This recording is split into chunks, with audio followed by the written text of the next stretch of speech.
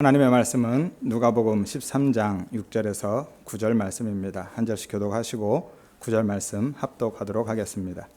이에 비유로 말씀하시되 한 사람이 포도원에 무화과나무를 심은 것이 있더니 와서 그 열매를 구하였으나 얻지 못한지라.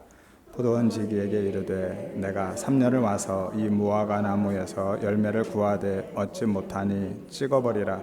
어찌 땅만 버리게 하겠느냐. 대답하여 이르되 주인이여 금년에도 그대로 두소서. 내가 두루 파고 거름을 주리니 이후에 만일 열매가 열면 좋거니와 그렇지 않으면 찍어버리소서 하였다 하시니라. 아멘. 여러분 안녕하세요. 반갑습니다. 오늘 본문은 열매를 맺지 못하는 무화과나무에 대한 비유의 말씀입니다. 어떤 사람이 포도원에 무화과나무를 심었고 3년이나 열매를 구했지만 얻지 못했습니다. 그러자 화가 나서 포도원 지기에게 열매 맺지 못하는 무화과나무를 찍어버려라, 배에 내버려라 라고 요구한 것이죠. 그러나 포도원 지기는 주인을 막아서며 조금만 더 기다려달라고, 내가 부지런히 갖고 볼 테니 한 번만 더 기회를 달라고 요청하고 있는 내용이 오늘 본문입니다.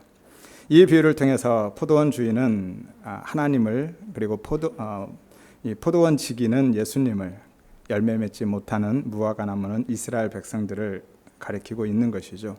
그리고 오늘 본문의 비유는 1절에서 5절의 말씀에 대한 설명으로 우리에게 주어지고 있습니다. 6절을 보면 이의 비유로 말씀하시되 라고 시작하죠. 이에, 앞에 있는 것 때문에 이 비유의 말씀을 주셨다라는 의미이죠. 그러면 1절에서 5절의 말씀이 무엇일까요? 그 말씀을 한마디로 이야기하면 회개의 필요성에 대해서 예수님이 말씀하고 있는 것입니다. 3절과 5절을 보면 너희도 만일 회개하지 않으면 이와 같이 망할 것이다. 멸망, 지옥에 떨어질 것이다 라고 예수님이 말씀하시고 이 말씀을 이어서 하신 것이죠. 따라서 만일 회개의 열매가 없으면, 회개에 합당한 열매를 맺지 못하면 찍어버릴 것이다. 그러니까 하나님의 말씀에 더욱 순종하고 더 착하게, 더 선하게 살아가야 된다라고 말씀하는 게 아닙니다.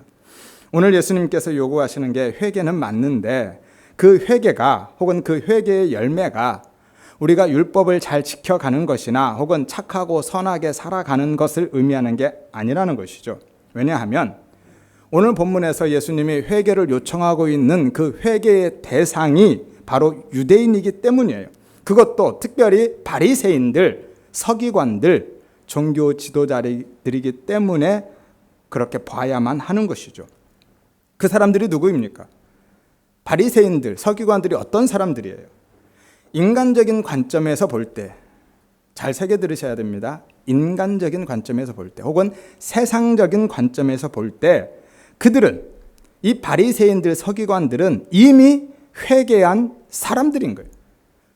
누가 보아도 그들은 회개한 사람들이고 그들 자신도 회개한 사람이라 자청하고 사는 사람들입니다. 그들은 누구보다도 하나님을 잘 섬겼어요. 하나님이 요구하는 모든 것들을 철저하게 지켰습니다. 율법들을 얼마나 잘 지켜 행했는지 몰라요. 또 그들은 종교적 열심도 대단했습니다. 금식과 기도와 헌금 생활에 철저했어요. 누구보다도 착하게 선하게 살았던 사람들입니다. 많은 사람들을 돕고 구제하고 선행을 베풀면서 살았던 사람들이 바로 이 사람들이에요. 그렇기 때문에 오늘 예수님께서 이 회개의 열매, 회개에 대해서 말씀하시는 것이 착하고 선한, 혹은 하나님의 말씀에 순종하는 삶이 아니라는 거예요. 그 대상이 이 사람들이기 때문에, 이 사람들은 이미 그렇게 살아가고 있고 그렇게 회개의 삶을 살아내고 있는 사람들이기 때문에. 빌립보서 3장 6절에 보면 바울의 고백이 나오죠. 바울이 이렇게 이야기합니다. 내가 율법의 의로는 흠이 없는 자다 라고 이야기하죠. 율법의 의로는 흠이 없다. 무슨 이야기입니까? 율법에서 정하고 있는 죄를 하나도 짓지 않고 나는 살았다라고 이야기하는 거예요. 그러니까 그 율법을 철저하게 지켰다라고 바울이 이야기하고 있는 것이죠. 그런데 그 바울이 누구예요? 바리새인이거든요. 바울도 바리새인이었습니다. 바울이 바리새인이었을 때, 예수님을 만나기 이전에 그는 그렇게 이미 살아가고 있었던 사람들이에요. 그러니 그가 회개할 게 있겠습니까? 여러분 같으면 이러한 삶을 살아가고 있으면, 그러한 삶을 살아내고 있으면 하나님 앞에 나와서 매일 눈물로 그렇게 회개하시겠느냐라는 거예요. 오히려 하나님, 나 잘했죠? 나 칭찬 좀 해주세요. 나 이렇게 많이 잘했으니까, 열심히 했으니까 복 주세요 라고 하지 않겠습니까? 바리새인들이 그래서 그렇게 기도했던 거예요. 하나님 앞에 나와서 누가복음 18장 11절에 12절에 보면 세리와 따로 서서 기도합니다. 그러면서 하나님, 내가 음행, 토색, 불의 이런 거 행하지 않았고요. 일주일에 2번씩 금식하고 매일 3번씩 기도하고 소득의 11조도 드리고 얼마나 열심히 잘했는지 몰라요 라고 기도하는 거예요. 그러니 나 좀 인정해 주세요. 나 좀 알아주세요. 나 좀 칭찬해 주세요 라고 하고 있는 거예요. 그게 기도입니까? 자기 자랑하고 있는 것이죠. 그렇게 기도한다라는 거예요. 세리는 하나님을 향해서 얼굴도 고개도 들지 못하고 나는 죄인입니다. 나를 불쌍히 여겨주세요 하고 기도하는데 바리새인들은 이렇게 기도하고 있는 거예요. 우리도 마찬가지일 거예요. 이들처럼 이렇게 살아내고 있다면 과연 우리가 하나님 앞에 나와서 늘 회개의 기도를 하겠느냐라는 거예요.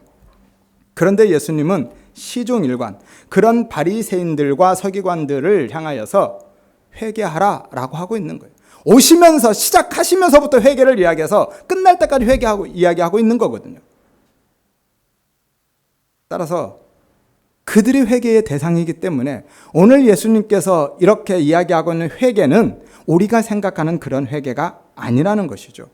마태복음 23장 13절에 15절에 보면 화 있을진저, 화는 심판입니다. 심판이 있을 것이다. 외식하는 서기관들과 바리새인들아, 너희는 천국문을 사람들 앞에서 닫아버렸고 그래서 너희도 들어가지 않고 들어가려 하는 사람도 들어가지 못하게 한다. 너희가 배나 더 지옥 자식 만들고 있다 라고 예수님이 책망하고 있어요. 무슨 이야기입니까? 배나 더 지옥 자식 만든다. 본인들도 천국 문을 닫아버리고 안 들어가고 있다. 다른 사람도 못 들어가게 하고 있다. 무슨 이야기입니까? 너희도 지옥 자식이다라는 거죠. 너희도 마귀 자식이다. 요한복음 8장 44절에 보면 너희는 너희 아비 마귀에게서 났다라고 말씀하죠. 바리새인들을 보고 이야기하는 거예요. 그렇게 철저하게 말씀을 지켜 행하면서 열심을 갖고 하나님을 섬겼던 사람들을 향하여서 너희가 천국 문 닫고 너희 안 들어가고 있잖아. 너희 지옥 백성이잖아. 너희가 다른 사람들까지 지옥 자식 만들고 있잖아 라고 이야기하고 있다니까요. 이 부분은 다음 주에 조금 더 말씀을 나누기로 하겠습니다.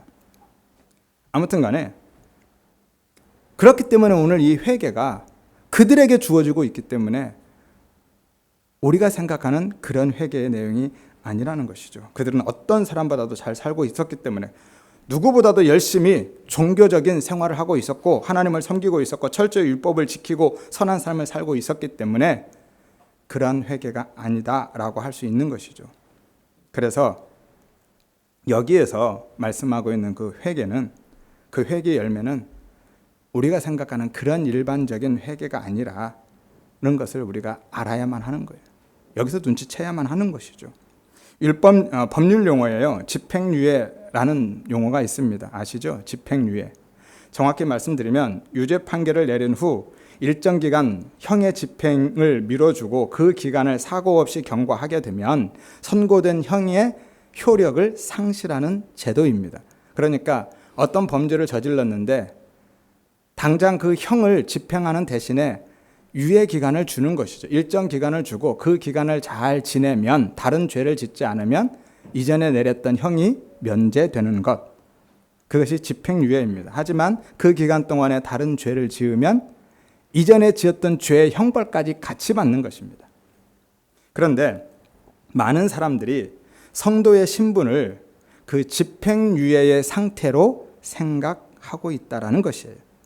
다시 이야기해서 하나님께서 십자가의 은혜로 일단 우리의 형 집행을 유예시켜 주시기는 하셨지만 그 집행유예 기간 동안에 우리가 선하고 착하고 열심히 죄를 짓지 않고 살아가지 않으면 그 유예된 집행, 그 형 집행이 다시 이루어진다라고 생각한다라는 것이죠. 그러니까 우리의 구원이 상실될 수도 있다라고 생각하는 것이죠. 따라서 우리가 받은 구원을 유지하기 위해서는, 정말 하나님 나라 천국에 들어가기 위해서는 죄 짓지 말고 그 집행유예 기간 동안에 선하고 착하게 살아가야 된다. 그것이 우리의 회개의 삶이고 회개의 열매다. 그러한 회개의 삶의 열매가 있어야 우리가 마지막 심판대를 통과할 수 있다라고 생각한다는 것이죠. 그래서 오늘 본문의 비유도 이렇게 이해하고 이렇게 생각하는 사람들에게 이야기하고 있는 겁니다. 열매를 맺지 못하는 무화과 나무에 대한 찍어버림, 그 베어냄의 형 집행을 예수님께서 막아서서 예수님의 중보로 인해서 그 찍힘, 심판, 멸망을 1년간 유예해 주신 것으로 생각한다라는 거예요. 따라서 만일 그 집행유예 기간 동안에 열심히 노력해서 회개에 합당한 열매를 맺어내지 않으면, 더 착하고 선하게 거룩하게 경건하게 살아가지 않으면 결국 도끼에 찍힘을 당하는 참혹한 형 집행을 피할 수 없다. 그 집행이 이루어질 것이다 라고 생각한다라는 것이죠. 예수님은 이렇게 말씀하십니다. 진리를 알면, 곧 복음, 십자가 그 은혜를 알면 그 진리가 너희를 자유케 하리라 라고 말씀하시죠. 수고하고 무거운 짐진 자들아 다 내게로 오라. 내가 너희를 쉬게 할 것이다 라고 말씀하십니다. 우리는 그 주님 앞에 나와 있을 뿐만이 아니라 그 주님을 모시고 살아가고 있잖아요. 그럼에도 불구하고 여전히 우리는 그 무거운 짐, 율법을 그대로 진 채 종교적인 행위와 도덕적인 선한 삶을 향해서 힘겹게 정말로 꾸역꾸역 살아가고 있어요. 더 안타까운 것은 그 진리 안에서 예수 그리스도 그 복음, 그 은혜 안에서 하나님의 자녀로서의 누리는 그 은혜와 자유함이 무엇인지도 모르고 오히려 수고하고 무거운 짐을 잔뜩 지워주신 그 하나님을 싫어하고 미워하고 원망하고 심지어는 두려워하면서 살아가고 있다라는 것이죠. 왜요? 지금이 집행유예 기간이니까. 그래서 잘 살아내야만 하니까. 그렇지 않으면 도끼에 언제 찍힐지 모르니까. 그래서 예수 믿는 기쁨, 그 즐거움, 행복, 만족은 생각지도 못하고 살아간다라는 거예요. 이것이 율법주의고 유대주의고 인본주의인 겁니다. 누가복음 11장 46절에 보면 화 있을진저 너희 율법교사여 지기 어려운 짐을 사람들에게 지우고, 이 지기 어려운 짐, 이 짐, 수고하고 무거운 짐, 이 짐은 우리의 인생의 고난과 역경이 아니라 율법을 의미합니다.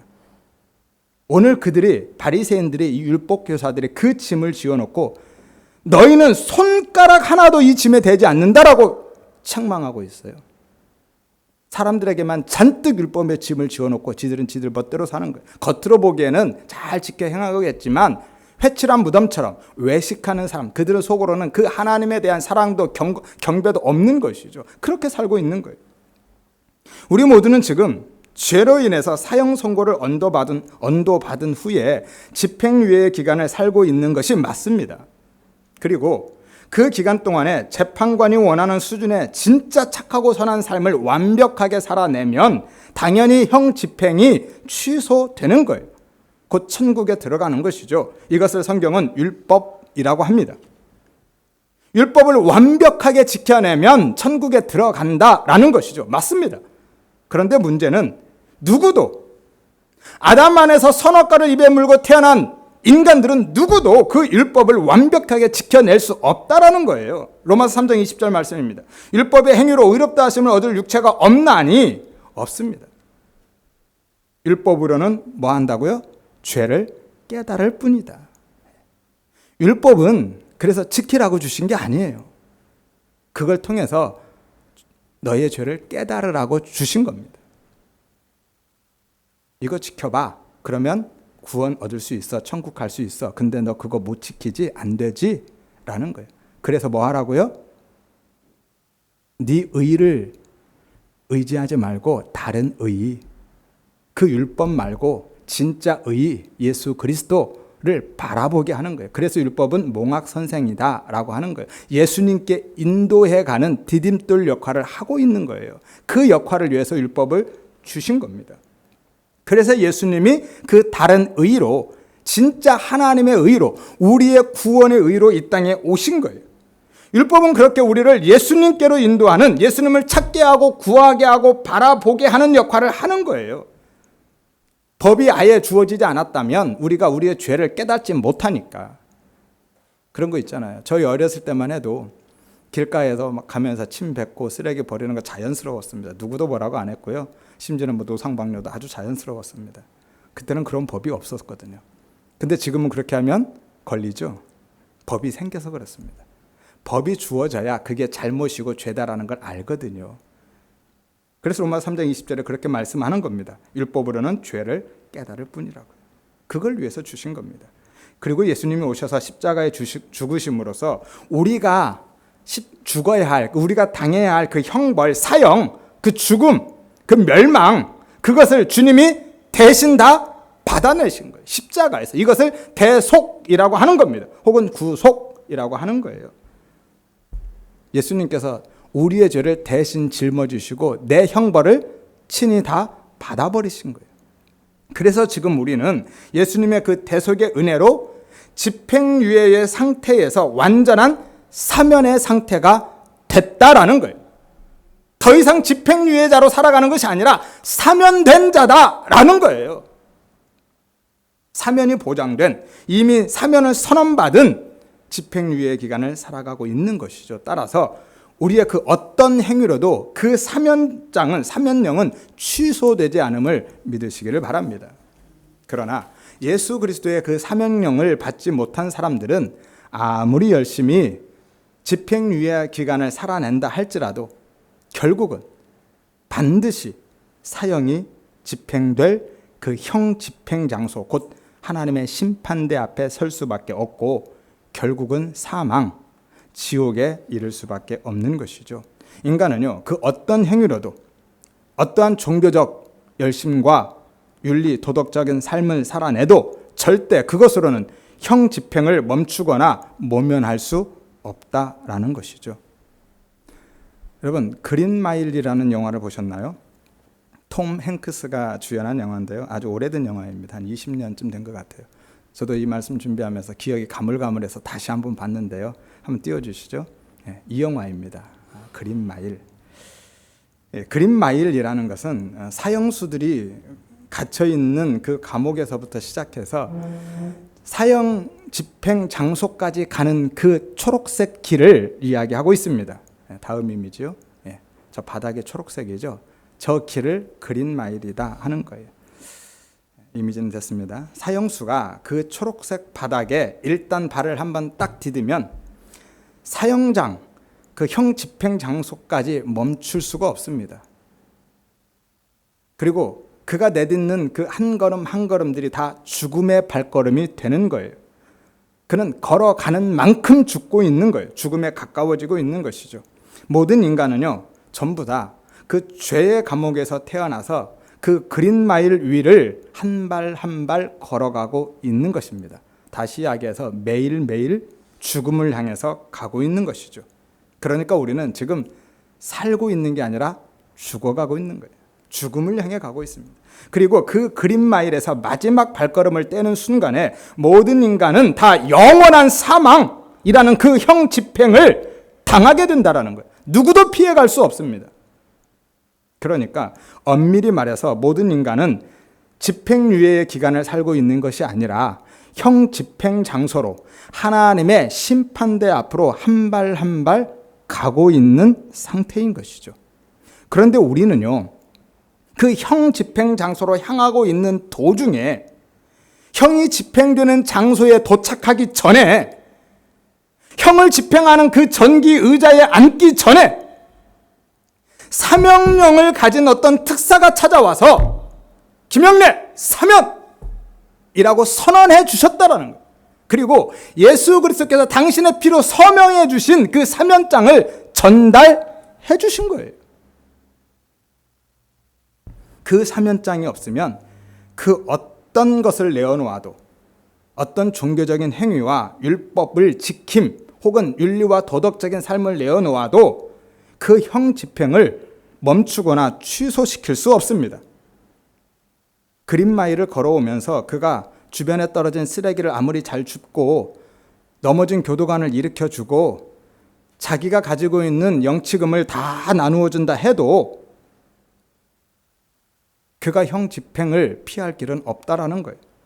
반대로 사면장을 받은 사람은 그러한 어떤 행위가 없을지라도 형 집행 장소에서 그 사면장만 딱 내밀면 형 집행이 취소됨을 믿으시기를 바랍니다. 이것이 바로 티켓 같은 거예요. 티켓 아시죠? 영화관에 들어갈 때 혹은 버스나 뭐 기차 탈 때 우리는 티켓을 가지고 들어가죠. 영화관 앞에서 티켓 없이 저 착한 일 많이 했는데요. 저 공부도 잘하거든요. 저 정말 사회 질서 법 잘 지켜요. 그러면 들여보내줍니까? 안 돼요. 티켓만 있으면 됩니다. 그거 없으면 어떤 이야기를 해도 어떤 행위를 내어놔도 입장 불가입니다. 하지만 그것만 내어놓으면 그 모든 행위가 없어도 들어가는 거예요. 이것이 혼인잔치의 비유인 것이죠. 하나님이 준비한 예복, 주인이 준비한 그 예복, 예수 그리스도의 그 십자가의 의, 그것만 입고 들어가는 거예요. 다른 것은 어떤 것도 하나님 나라 천국에 들어갈 수 있는 티켓이 될 수 없다라는 것이죠.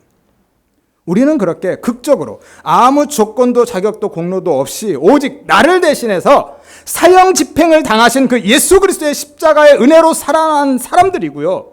그렇게 새 생명을 선물로 부여받은 사람들임을 믿으시기를 바랍니다.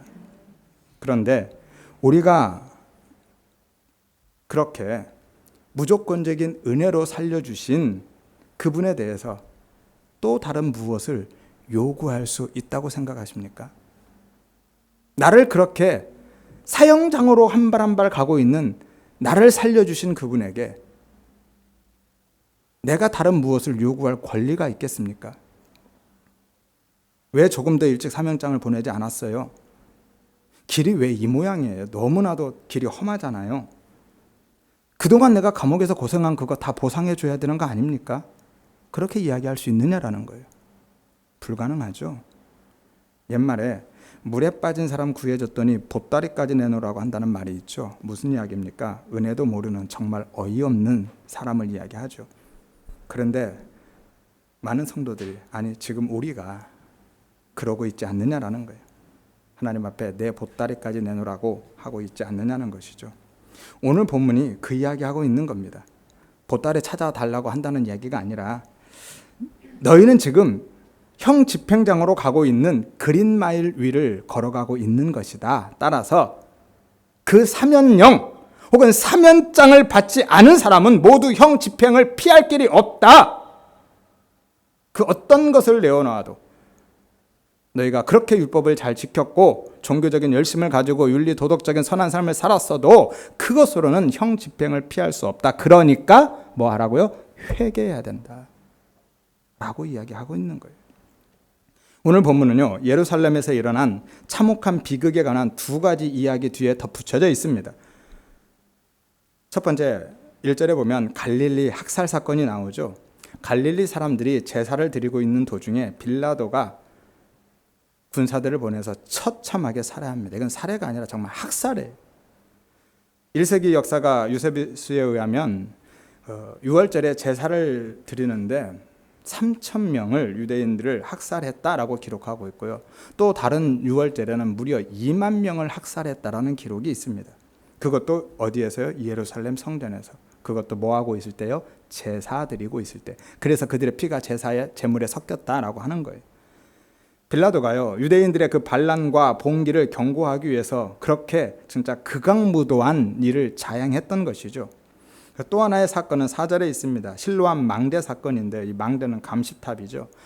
실로암은 예루살렘 동남쪽에 있던 연못입니다. 그렇게 크지 않습니다. 길이가 한 20m 정도 되고요. 폭은 한 5m 정도 됩니다. 그러니까 그냥 평수로 계산하면 한 30평 정도. 우리 예배당하고 저쪽 밖에 복도 저 끝까지 뭐 이 정도 될 것 같습니다. 그렇게 크지 않죠. 히스기야가 이 연못을 만들었는데 전쟁에 대비하려고 만든 거예요. 아수르가 침공해 들어와서 예루살렘을 포위해 버리면 그 물이 필요하거든요. 그래서 기온샘에서 그 물을 끌어다가 만든 거예요. 그리고 그 연못을 지키는 게 바로 이 망대인 겁니다. 실로암 망대. 그런데 세월이 지나가면서 그 연못에 물을 공급하는 것이 원활하지 않게 된 거예요. 수로가 막혔다든지 깨졌다든지 이렇게 되니까 빌라도가 그 물 공급을 개선하기 위해서 수로 공사를 했고요. 그 수로 공사 때문에 이 실로암 망대가 무너져서 공사하고 있던 사람들이 18명이 죽었다라는 거예요. 대형 참사가 일어난 것이죠. 그런데 사람들이 왜 예수님 앞에 뜬금없이 이 이야기를 하고 있느냐라는 거예요. 왜냐하면 예수님께서 계속 지금 심판에 대해서 이야기하고 계시잖아요. 40절에 보면 너희도 준비하고 있으라, 깨어 있으라는 것이죠. 생각지 않은 때에 인자가 올 것이다. 49절에 내가 불을 땅에 던지러 왔다. 심판의 불, 이런 것이죠. 그 불을 땅에 던지러 왔고 이미 그 불이 땅에 붙었다. 그러니까 뭐 하라고? 회개하라. 계속 그 이야기하는 겁니다. 56절에 천지의 기상은 너희가 분간하는데 어찌 이 시대는 분간하지 않느냐? 왜 심판의 불이 붙은 것은 알지 못하느냐라고 하는 거예요. 58절에 내가 고발자로 왔었다. 그러니까 법관에게 가기 전에, 그 심판대 앞에 서기 전에 먼저 너희는 화해해라, 회개해라 라고 계속해서 말씀하고 있는 거예요. 그것이 어리석은 부자의 비유였잖아요. 그래서 한 것입니다. 지금이 네 유산이나 챙길 때냐? 지금 불이 붙었는데, 불 났는데 유산 챙길 때가 아니다. 회개해라 라고 하는 것이죠. 그러니까 예수님이 그 무리들, 바리새인들, 서기관들에게 회개하지 않으면 그 심판을 받을 것이다 라고 계속 지적하시고 말씀하시니까 그들이 그렇게 죽은 사람들, 이 실로암 망대 그리고 갈릴리 학살 사건을 가지고 항변하고 있는 겁니다. 회개라니요? 무슨 이야기를 하는 겁니까? 우리는 회개할 게 없다니까요. 우리가 얼마나 잘 살아가고 있는데요. 얼마나 하나님을 잘 섬기고 있고, 얼마나 율법을 잘 지키고 있고, 얼마나 착하고 선하게 살아가고 있는데요. 심판이라는 것은 죄를 지은 사람들이 받는 것 아닌가요? 우리는 철저하게 율법을 지키고 잘 살고 있는데 무슨 심판 이야기를 합니까? 그래서 그들이 생각하고 있었던, 그들이 죄 때문에 심판받아서 죽었다라고 생각하고 있는 이 이야기를 꺼내놓는 겁니다.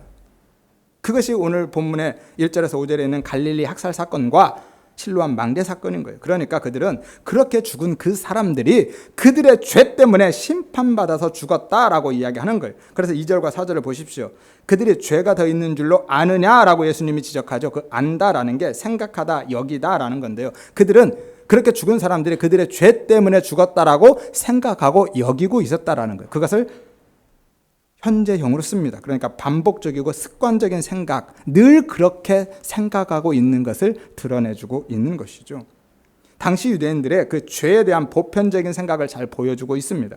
그들은요, 모든 재난, 고난, 그것들은 다 죄의 결과다라고 생각하고 있었거든요. 그리고 물질적인 복, 그것은 다 하나님이 주신 거다라고 생각한 거예요. 그래서 예수님이 부자가 천국 못 들어간다라고 하니까 그렇게 놀랬던 겁니다. 하나님께 복을 받은 사람도 못 들어간다니요? 그럼 누가 들어갑니까? 라고 질문했던 거예요. 사실 우리도 그렇게 살고 있지 않습니까? 조금만 어려운 일 당하면, 고난과 환난이 있으면 뭔 죄가 있을 것 같은데 회개할 게 있을 거야 라고 생각하지 않나요? 여러분, 죄 때문에 질병, 고난, 재난이 있을 수도 있습니다. 하나님이 깨닫게 하시기 위해서 그렇게 할 수도 있어요. 하지만 모든 것이 다 죄의 결과는 아니라는 거예요. 따라서 우리는 함부로 판단하거나 정죄해서는 안 되는 것이죠. 사실이요, 대부분의 고난, 어려움들은요, 죄 때문이 아니라 나 때문이에요. 그냥 단순히 내 실수가 제일 많아요.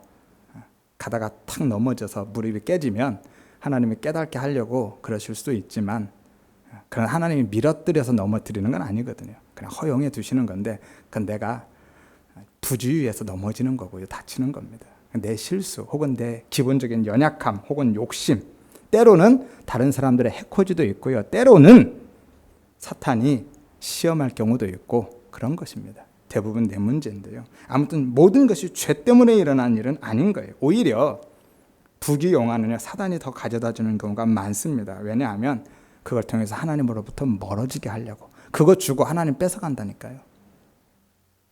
그리고 가난과 고난은 있을지라도 하나님이 조장하시는 것이 아니라 허용해 두시는 겁니다. 왜냐하면 그것을 통해서 자기 부인의 삶, 그 은혜를 구하는 삶을 살아가게 하려고. 그래서 요한복음 15장 2절을 좀 이따 살펴볼 건데요. 그것 때문에 주시는 겁니다. 가지치기를 해내시는 거예요. 열매 맺는 가지가 더 많은 열매를 맺게 하기 위해서 그렇게 하시는 거예요. 그래서 허용해 두시는 겁니다. 막아주실 수도 있는데 내버려 두시는 거예요. 그래서 하나님의 은혜를 깨닫게 하기 위해서. 그거 있잖아요. 아버지를 떠난 탕자. 아버지가 유산 안 주었으면 탕자는 집 못 나가요. 그러니까 아버지가 준 겁니다. 밀어낸 건 아니지만, 너 집 나가 하라고 밀어낸 건 아니지만 나가겠다 할 때 허용한 거예요. 왜요? 그래야 진짜 아버지의 사랑을 깨달으니까, 그 은혜가 무엇인지를 깨달으니까 그걸 깨닫고 오라고 허용해 주시는 거죠. 그런 경우들은 있지만 모든 것이 죄 때문에 이루어지는 죄와 벌의 인과응보의 결과로 나오는 것은 아니라는 것이죠. 그러니까 지금 이들은 이 두 사건을 통해서 자신의 죄 없음을, 우리는 회개할 게 없음을, 그들의 그 의로움을 예수님께 지금 항변하고 있는 거예요. 왜요? 율법을 철저하게 지키고 있잖아요. 종교적으로 열심히 살아가고 있잖아요. 이웃에 대해서 의무를 다하고 윤리적으로 도덕적으로 잘 살아가고 있잖아요. 선행도 잘하고 있잖아요. 그래서 예수님이 그들의 그 마음을 간파하고 그들이 생각하는 두 가지 죄를 다 지적하고 계신 겁니다. 그들은 죄 없음, 우리는 회개할 게 없음 이라고 이야기하고 있는데 예수님은 아니다 라고 전부 다 부정해버리시고 기각하고 계신 거예요. 2절과 4절을 보십시오. 너희는 이 갈릴리 사람들이 이같이 해받음으로 다른 모든 갈릴리 사람보다 죄가 더 있는 줄로 생각하느냐? 그 죄 때문에 죽은 줄로 생각하느냐? 라고 하죠. 또 4절을 보십시오. 실로암 망대가 무너져서 치어 죽은 18사람이 예루살렘에 거한 다른 모든 사람보다 죄가 더 있는 줄로 아느냐? 라고 하죠. 그들은 죄 때문에 죽은 줄로 아느냐 하는데 여기에서 2절과 4절의 죄가 다른 단어로 쓰이고 있습니다. 2절의 죄는 우리가 잘 알고 있는 그 하마르타노라는 단어, 관역에서 벗어나다라는, 그러니까 하나님이 정하신 그 표준을 벗어난 것, 곧 율법적인 죄를 이야기하고 있어요. 율법을 어긴 것을 의미하고 있고요. 4절의 죄는 오페일로라는 단어인데 빚진 자, 채무자라는 의미입니다. 그래서 하나님과 사람과의 관계에 있어서 도덕적인 의무를 저버린 것을 이야기합니다. 그러니까 그들은 그 두 종류의 죄, 곧 율법을 어긴 것과 도덕적으로 잘못 살아간 것, 이게 모든 죄를 의미하거든요. 그 모든 죄를 짓지 않고 살아가고 있다라고 이야기하고 있는 것인데, 오늘 예수님은 너희는 그 모든 죄를 다 지었다라고 이야기하고 있는 거예요. 그들은 그 모든 죄를 하나도 짓지 않았기 때문에, 그래서 우리는 잘 살고 있기 때문에 회개할 것도 심판받을 일도 없다고 주장하는데, 예수님은 너희도 회개하지 않으면 그들처럼 망할 것이다, 죽을 것이다, 멸망받을 것이다, 너희도 똑같은 운명이다 라고 말씀하고 계신 거예요.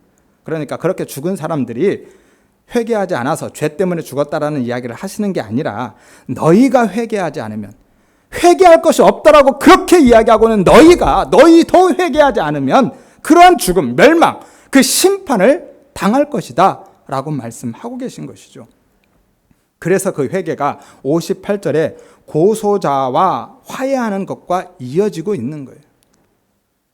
다시 이야기해서 회개라는 것은 너희가 내어놓는 그 율법 지킴, 종교 행위, 그 착한 일, 구제와 선행이 아니라, 그건 회개가 아니다. 그 회개의 열매가 아니다. 진짜 회개는 나랑 화해하는 것이다. 나를 받아들이는 것이다. 나를 믿는 것이다. 라고 이야기하는 것입니다. 이것이 마태복음 21장의 무화과 나무 저주 사건인 거예요. 그들은 열심히 회개의 열매라고 내어놓고 있는데, 예수님은 그 무화과 나무를 보시고, 야, 열매 어디 있어? 하나도 없잖아. 다 잎사귀뿐인데? 라고 하시고 영원한 저주를 내리신 거예요. 오늘 그들을 이야기하고 있는 겁니다. 그런데 문제는 그 회개의 주도권이 우리에게 없다라는 거예요. 누구에게 있어요? 하나님께. 전적으로 100% 하나님께만 있습니다. 15장에서 이미 말씀드렸죠. 잃어버린 양을 누가 찾아왔어요? 주인이. 잃어버린 드라크마를 누가 찾았습니까? 주인이. 그래서 집 나간 탕자를 누가 찾아왔어요? 아버지가. 그게 회개다라고 말씀하고 있다고 그랬죠. 그들이 돌아왔다라고. 분명히 돌아왔는데 스스로 돌아온 게 아니라 찾아오신 거예요. 그래서 회개의 주도권은 누구에게 있다고요? 아버지께, 하나님께 있습니다. 로마서 2장 4절에 보면 내가 하나님의 인자하심은 자비, 긍휼, 은혜를 이야기하죠. 하나님의 인자하심이, 그 자비하심과 은혜와 긍휼이 너를 어떻게 했다고? 인도하다는 이끌다라는 거예요. 하나님이 그 은혜로 너를 이끌어서 뭐하게 하심을? 회개하게 하심을 알지 못하느냐.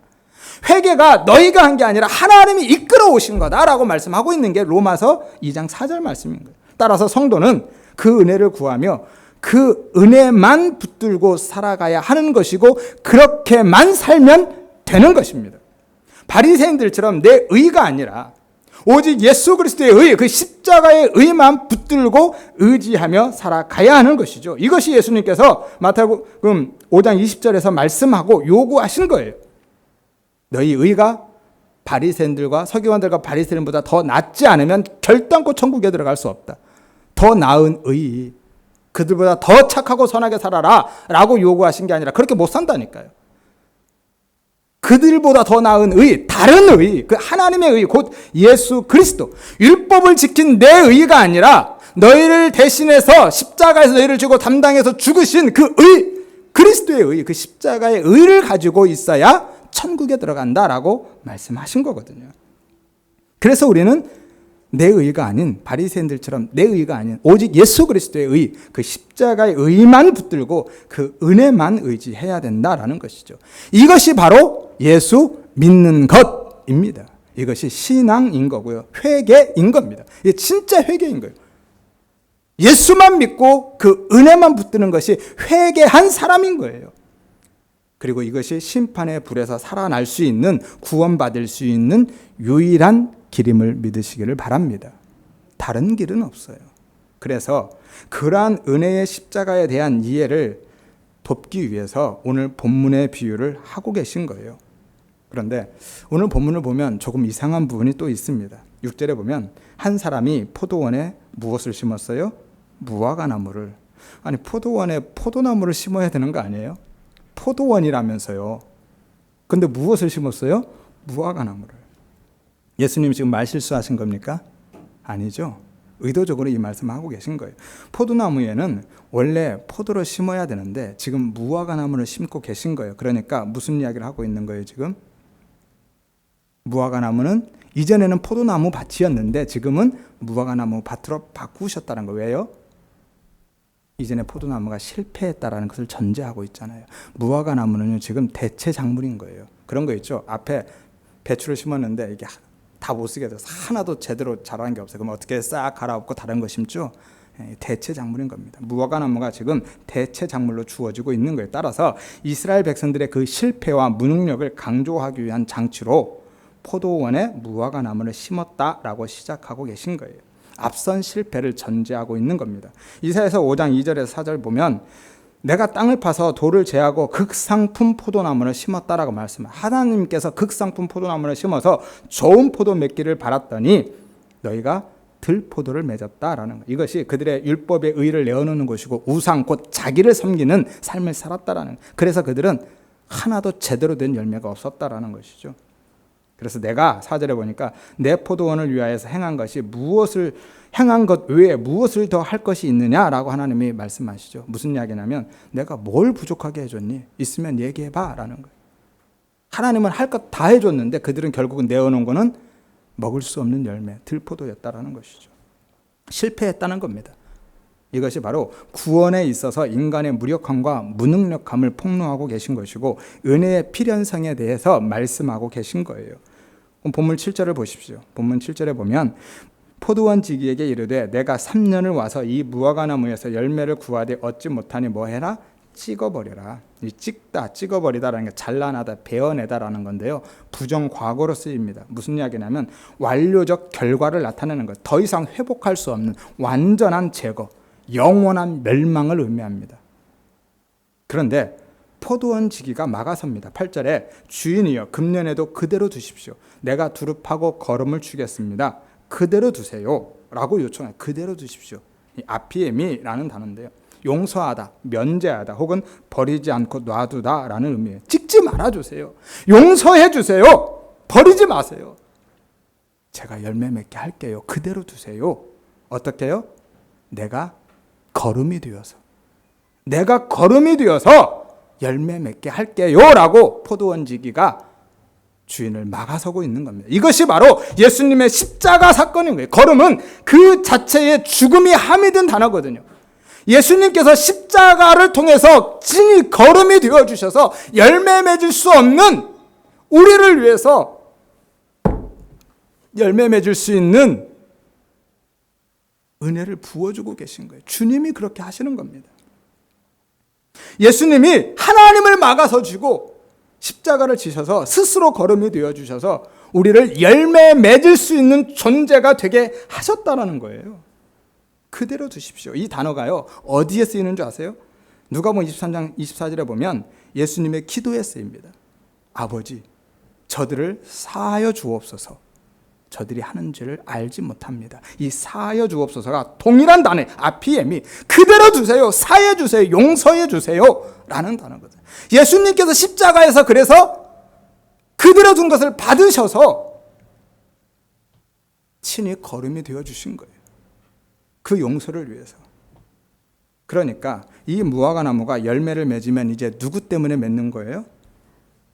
주인을 막아선, 그리고 십자가를 지신, 친히 걸음이 되어주신 예수님 때문에. 예수님 때문에. 원래는 못 맺었다니까요. 3년을 기다렸는데도 못 맺었다는 거, 열매 못 맺는 나무라는 거예요. 열매 맺을 수 없는 겁니다. 그래서 찍어버리라는 거예요. 근데 예수님이 열매 맺게 하신 거예요. 어떻게 해요? 친히 걸음이 되어 있어서. 당신이 죽으셔서 그 죽으심으로 우리를 열매 맺을 수 있는 존재가 되게 하신 겁니다. 따라서 오늘 본문의 비유는 바로 그 예수님의 십자가의 은혜와 관련된 이야기입니다. 예수 그리스도의 십자가와 관련된 비유인 거예요. 그리고 그 은혜를 아는 것, 그것을 믿는 것, 그것이 불심판을 면할 수 있는, 심판의 불을 피할 수 있는 진짜 회개다. 이게 사면장이다 라고 그들에게 말씀하고 계신 거예요. 그들이 계속 사면장이라고 내어놓고 있는 그것들, 그거는 하나도 불심판을 피해갈 수 없다. 그 심판을 면할 길이 없다. 이것밖에 없다. 나를 믿어야 된다. 주님은 그렇게 말씀하고 계신 거예요. 그래서 심판과 회개 이야기를 쭉 하시다가 이 비유의 말씀을 딱 붙여놓고 계신 거예요. 회개에 대한 부연 설명을 하기 위해서. 이게 진짜 회개야. 불붙은 세상에서 살아날 수 있는 길은 이것밖에 없어. 나를 믿어야 돼. 십자가의 은혜밖에 없어 라고 말씀하고 계신 겁니다. 여러분, 우리의 생명, 우리의 구원은요, 오직 예수 그리스도의 십자가 복음밖에 없음을 믿으시기를 바랍니다. 따라서 우리는 오직 그 은혜만 붙들고 예수께만 붙어 있으면 됩니다. 그러면 열매는 저절로 맺혀지는 겁니다. 열매는요, 누차 말씀드리지만 가지에 맺히기는 합니다. 하지만 가지가 맺는 건 아니에요. 무엇이 맺어요? 나무가 맺는 겁니다.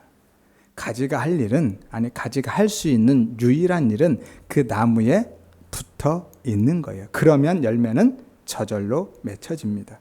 요한복음 15장 5절에 나는 포도나무고 너희는 가지다. 그가 내 안에 내가 그 안에 거하면 이 사람은 열매를 많이 맺는다. 너희가 나를 떠나서는 아무것도 할 수 없다라고 말씀하죠.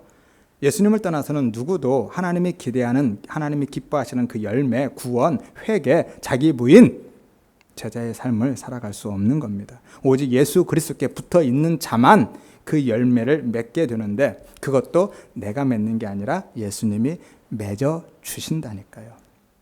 따라서 오늘 본문에서 우리는 바로 그 예수님을 발견해야만 하는 것이고요. 우리가 어떠한 열매를 맺는 삶을 산다 할지라도 진짜 주님이, 하나님이 기뻐하시는 열매를 맺는 진짜 자기 부인의 삶, 제자의 삶을 살아가도 그래서 우리는 자랑할 게 없는 거예요. 왜? 내가 맺은 게 아니라니까요. 주님이 맺은 거라서. 하나님이 1년간 집행유예 기간을 주셨으니까 그동안 우리는 억지로라도 착한 일 많이 해서 열매 맺자는 것이 아니라, 오늘 본문은 그 말씀을 하고 계신 게 아니라니까요. 그렇게 생각하는, 바리새인들처럼 생각하는 그것이 유대주의고 인본주의인 겁니다. 열매는 가지든 우리가 맺는 것이 아니라 포도나무 대신 주님이 맺으시는 거예요. 요한복음 15장 2절에 무릇 내게 붙어 있어 열매를 맺지 아니하는 가지는 아버지께서 그것을 제거해 버리시고 무릇 열매를 맺는 가지는 더 열매를 맺게 하려 하여 그것을 깨끗하게 하신다라고 말씀하죠. 여기서 제거해 버리신다, 무서운 말입니다. 우리가 생각할 때는 잘라내 버린다라는 것처럼 들리잖아요. 누구는요, 열매를 맺지 못하는 가지는, 아니 지금 나무에 붙어 있는데 열매 못 맺는다고 잘라내 버린다면, 우리는 열매 못 맺으면 구원이 취소된다는 이야기처럼 들리잖아요. 번역의 오류입니다. 원래 이 단어가 그 의미가 아니에요. 제거한다라는 것은 들어 올리다, 높이다, 옮기다라는 거예요. 무슨 이야기냐면 열매 못 맺는 가지는 나한테 붙어 있는데 열매 못 맺으면 열매 맺을 수 있도록 내가 들어 올려서 어디로요? 햇볕 좋은 데로 양지 바른 곳으로 들어 올려서 옮겨서 그 가지를 옮겨서 열매 맺게 해주겠다라는 거예요. 그러니까 열매는 가지가 맺는 게 아니라 지금 주인이 하나님이 맺으시는 것이고 포도원 지기가 맺는 거예요. 포도나무가 맺는 겁니다. 맺을 수 있게 해주시게 잘라내버리겠다는 게 아니라니까요. 맺을 수 있게 해주겠다라는 거예요. 그래서 붙어 있기만 하면 된다니까요. 그러면 열매를 맺는 거예요. 그리고 열매를 맺는 가지는 더 열매를 맺게 하려서 뭐 한다고요? 깨끗하게 하신다라고 하는 거죠. 간결하게 하다는, 씻어준다는 게 아니라 가지치기를 의미합니다. 그래야 더 풍성하고 큰 열매를 맺으니까 주변 정리해 주시겠다는, 한마디로 끊어내버리겠다는, 다른 것들을 다 정리해낸다는 거예요. 그래서요, 사실은 예수 제대로 믿으면 그 삶에서 그 은혜의 열매가 맺어지면은요, 점점점 세상의 것들이 다 끊어져 나가는 거예요. 하나님이 다 끊어냅니다. 왜요? 더 좋은 열매 맺게 하시려고. 그래서 하나님이 하시는 일들이 그런 일들이에요. 우리에게 막 세상적인 물질의 복을 부어주시는 게 아니라, 그래서 예수 제대로 믿고 은혜의 경험이 있으면 점점 세상적으로 볼 때에는 더 소외되고 더 가난하고 더 힘들고 어려운 삶의 자리로 가는 것처럼 보여지는 거예요. 왜? 하나님이 그것들을 가지쳐 주시니까. 그래야 하나님이 기뻐하시는 진짜 열매, 자기 부인의 삶의 열매, 제자의 삶의 열매들이 맺혀지니까. 그것을 위해서 하나님이 그렇게 하신다라는 거예요. 그러니까 열매 맺음의 주체가 누구예요? 주인 되신 하나님, 포도나무 되신 예수님, 내가 아니라니까요. 내가 내 노력으로, 내 열심으로 그러한 열매를 맺어가는 게 아니라, 내가 열매 맺지 못할 때도 들어 올려서 열매 맺게 해주고, 열매 맺으면 더 많은 열매 맺게 하기 위해서 하나님이 주변 정리를 해주시는 거예요. 따라서 그 은혜를 떠나서는 그 어떤 행위를 통해서도, 이 바리새인들처럼 종교적인 열심과 윤리 도덕적인 삶을 통해서도 그 열매는 스스로 맺어갈 수 없는 겁니다. 그래서 예수님이 니들이 한 그 모든 것들은 열매가 아니라 잎사귀야 라고 말씀하시고 저주해 버리신 거라니까요. 그게 바로 바리새인들이고 무화과 나무 저주 사건인 거예요. 스스로 열매 맺을 수 있다고 생각했던 사람들. 여러분, 마땅히 지켜야 할 우리를 살리기 위해서 온몸으로 하나님을 막아서시고 스스로 거름이 되어서 생명의 열매를 맺게 하시는 그 예수님과 그 십자가의 은혜를 바라보시기를 바랍니다. 그리고 나아가서 하나님의 영광 앞에서 자신이 내가 티끌됨을, 나의 무력함을, 나의 불가능함을 인식하고 인정하고 오직 그 십자가, 오직 그 은혜, 오직 예수만 구하고 붙드시기를 바랍니다. 이것이 하나님의 백성, 성도의 존재 양식인 거예요. 성도는 그렇게 사는 겁니다. 오직 예수로만 존재하고 오직 은혜로만 사는 게 성도의 존재 양식인 거예요. 성도의 삶은 노력해서 좋은 열매를 내어놓아야 하는, 그렇지 않으면 구원이 취소돼 버리는 그런 집행유예의 삶을 사는 것이 아니라 완전한 사면의 삶을 살아가고 있음을 믿으시기를 바랍니다. 예수, 그 십자가, 그 은혜만 붙들고 있으면 그 어떤 경우도 형 집행이 이루어지지 않습니다.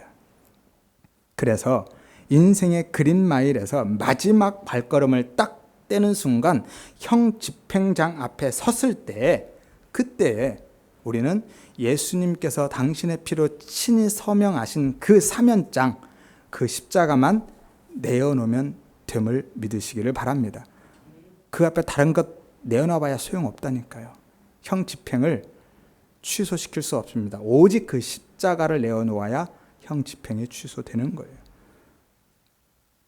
그렇게 내 노력과 열심이 아닌 하나님의 열심으로, 그 십자가의 은혜로 진짜 하나님이 기뻐하시고 받으실 만한 풍성한 의의 열매를 맺어가는 복된 삶, 자기 부인의 삶, 진짜 제자의 삶을 살아가시기를 주의 이름으로 축원드립니다.